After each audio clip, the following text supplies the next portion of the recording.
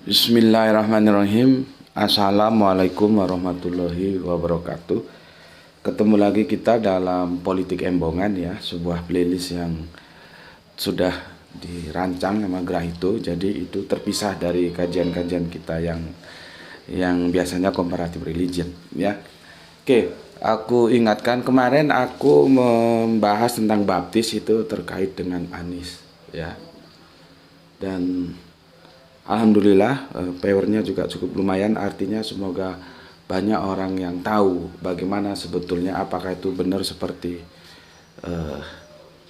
yang beredar video-video yang ada itu atau enggak. Dan kalau kalian mengikuti penjelasanku, kalian tahu duduk permasalahannya, baptis itu seperti apa dan apa memang benar Anies itu dibaptis ya.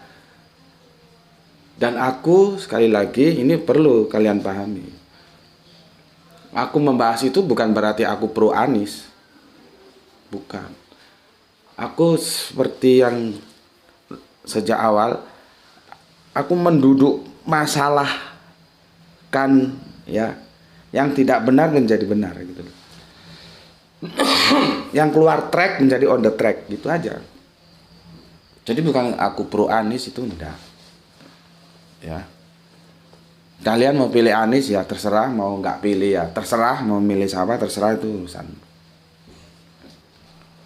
Malam ini aku ingin membahas tentang Prabowo. Itu pun jangan nanti disalahpahami aku pro Prabowo, enggak. Aku berusaha menyajikan informasi sebatas yang aku tahu, yang menurutku itu perlu diduduk perkarakan secara benar, gitu aja. Ya. Oke, telah beredar dalam bentuk ini, dalam bentuk tulisan kalau yang ini, tapi videonya sudah beredar. Profil Babe Haikal bongkar Prabowo pernah gadaikan lahan demi bantu Anies di Pilgub DKI. Nih, kayak itu. Ini, sini tuh. Ini ya, lihat ini. Ini videonya juga ada banyak ya. Sekarang kalau kita ini kan memang bukan tahu ketika peristiwa itu terjadi, bukan berada di tempat itu ketika peristiwa itu terjadi. Artinya kita itu tidak hadir dalam ruang dan waktu ketika peristiwa itu terjadi. Dan kita juga jauh kan, nggak di Jakarta. Artinya kita sebatas informasi. Kita tahu sebatas informasi. Nah, ini diinformasikan oleh si Haikal. Kira-kira Haikal bohong nggak? Kira-kira Haikal bohong nggak mulutnya? Kira-kira Haikal ngomong yang jujur atau ngomong yang bohong? Kalau bohong kan jadinya fitnah. Mengatakan bahwa bongkar Prabowo pernah gadein lahan demi bantu Anies di pemilihan gubernur DKI. Dan dari pihak Anies ada yang menyanggah nggak ini sebagai keseimbangan berita? Bener nggak itu? Gitu ya. Oke, itu sebagai open statement ya, dan akan aku lanjutkan begini. Sejak awal perdebatan, khususnya ketika sudah masuk etik itu ya, itu kita lihat ada beban psikologis. Ya, perdebatan itu menjadi sengit antara Prabowo dan Anies. Beda dengan Prabowo dan Ganjar. Dan ini publik semua tidak tahu. Karena tidak semuanya terhampar di depan, ada behind screen. Pertanyaannya, ada behind screen apa cerita di balik belakang itu, sehingga perdebatan antara Prabowo dan Ganjar, Prabowo dan Anies ya begitu serius banget. Apalagi menukik ketika hal etika. Ya.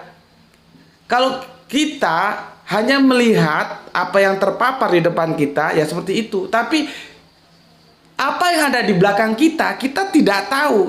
Sementara ini informasi yang ada ya dari si Haikal ini. Gitu loh. Dan sejak dulu hubungan antara Prabowo dan Anies kan mesra. Gue sempat berpikir begini, kenapa ya Prabowo kok nggak ngambil Anies saja jadi wakilnya? Toh dari dulu sudah terjalin kemesraan. Tapi yang tidak mungkin karena Prabowo sekarang juga sudah berubah. Dia sudah menjadi copy paste-nya Jokowi. Jokowi itu tidak menerima Anies. Itulah yang namanya politik itu selalu berbicara kepentingan. Makanya jangan dianggap lurus-lurus saja politik itu. Politik itu siksa. Kan kita kan berpikir loh, padahal sama Anies dulu sudah terjalin cerita yang baik, keakraban yang baik dengan Prabowo. Kenapa kok nggak ngambil Anies saja ya? Sebagai wakil presidennya untuk maju kemudian. Kan kuat itu pasangannya gitu. Tapi kan kita tahu bahwa Prabowo sekarang bukan Prabowo yang dulu waktu kita dukung, waktu dia berhadapan menjadi rivalitasnya Jokowi. Justru dia sekarang menjadi copy paste-nya Jokowi. Jadinya berubah. Gitu loh ya, berubah. Nah sementara ya Prabowo dan Ganjar itu tidak ada cerita masa lalu, makanya ya biasa-biasa saja. Tapi kan kita lihat mukanya Anies saja beda, mukanya Prabowo juga beda ketika mereka sedang berdebat. Nggak sama dengan ketika berhadapan dengan Ganjar. Ada beban psikologis yang kita itu tidak tahu ada peristiwa apa sih di belakang. Gitu loh. Ya, belum lagi video yang beredar, tapi itu juga perlu dikonfirmasi karena itu cerita dalam konteks apa ketika diwawancarai si Naswa itu, yang dia bilang dia tidak akan menjadi barisan yang mengkhianati Pak Prabowo. Si Anies kan bilang begitu, ya.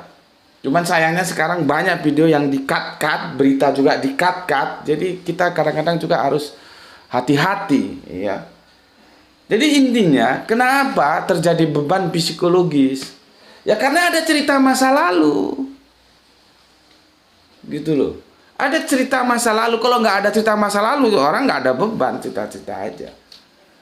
Artinya, ya ada sesuatu yang harusnya itu tidak diabaikan begitu saja. Bagaimana, ya? Gue dulu tidak memilih Jokowi. Gue itu bukan apa-apa. Bukan karena dia yang apa itu, yang inilah, yang itulah, enggak.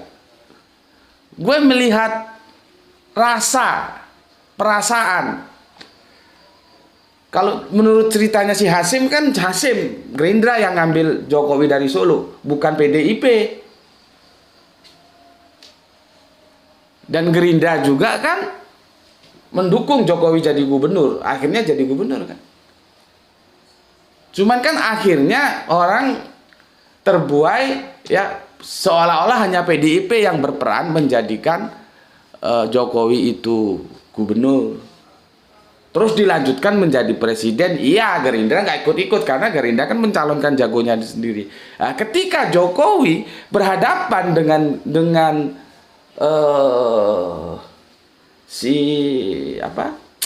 Prabowo, itu gue sudah nggak respect. Harusnya sungkan, harusnya jangan mau. Kalau saya jadi wakilnya Pak Prabowo saya mau, tapi kalau saya berhadapan nggak mau. Ada cerita masa lalu, ada rasa, ada rasa, ada perasaan. Bagaimana kita harus berhadapan dengan orang yang pernah menolong kita, dengan orang yang pernah berbuat baik kepada kita. Kultur Jawa itu begitu, ada rasa. Jawa itu jangan diartikan suku, bukan ya, tapi nilai. Karena ada wong Jawa tapi ra Jawa, ada orang Jawa tapi nggak Jawa, wong Jawa tapi ora Jawa gue. Ya, ini biar Irfan yang jelaskan. Ada Jawa, maksud gue nilai. Dalam kultur Jawa itu ada nilai yang disebut rasa, perasaan. Bagaimana kalau kita ditolong orang, lalu orang yang menolong kita itu menjadi rivalitas kita, kan nggak enak. Gitu loh. Nah, itu diulangi lagi ya setelah Prabowo dibegitukan sama Jokowi, Anies juga membegitukan. Haikal punya data, dia bilang Prabowo pernah gadein lahan demi bantu Anies di pemilihan gubernur DKI. Nah, sekarang masalahnya informasi yang keluar dari Haikal itu bisa dipertanggungjawabkan nggak kebenarannya? Terus bagaimana tanggapan dari Anies atau kubunya lah ya dalam menyanggah itu gimana? Kan banyak cerita di balik layar. Makanya gue bilang politik itu tidak hanya yang di depan layar, behind screen, yang di balik layar itu justru yang lebih banyak dan kita tidak tahu, dan itu yang benar. Makanya ketika Anies mempertanyakan etika, Prabowo tinggal ngomong, lu nggak pantas bicara tentang etika. Gitu. Bisa jadi Prabowo berpendapat, lu sendiri nggak punya etika kok mau tanya etika. Kira-kira begitulah kalau kita pahami perdebatan mereka. Makanya yang itu kemudian jadi masalah, Prabowo bilang etika dasmu. Itu bisa dari kejengkelan, bisa jadi guyon, tentu manusiawi. Yang akhirnya di-framing seperti itu. Gitu loh ya. Dan kemudian ada lagi video mengatakan bahwa dulu itu sebetulnya yang dijagokan itu maju menjadi gubernur untuk melawan Ahok itu adalah si Mardhani Alisera dipasangkan sama si Sandiaga Uno.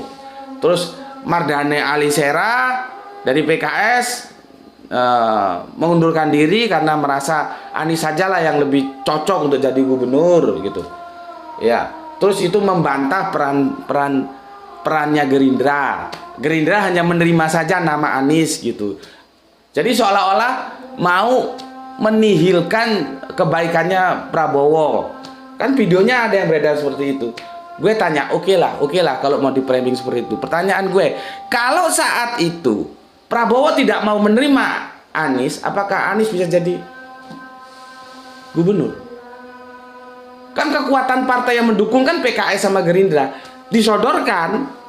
Kita terlepas benar salahnya perkataan informasi yang dibuka oleh Haikal lah ya, entah itu benar entah itu enggak ya. Oke lah, kita abaikan saja. Kita berbicara aturan main politik saja, partai politik. Kalau seandainya Prabowo saat itu menolak nama Anies, enggak, saya enggak mau Anies. Saya mau Sandiaga Uno tetap berpasangan sama Mardhani Alisera. Pertanyaan gue, Anies bisa jadi gubernur enggak?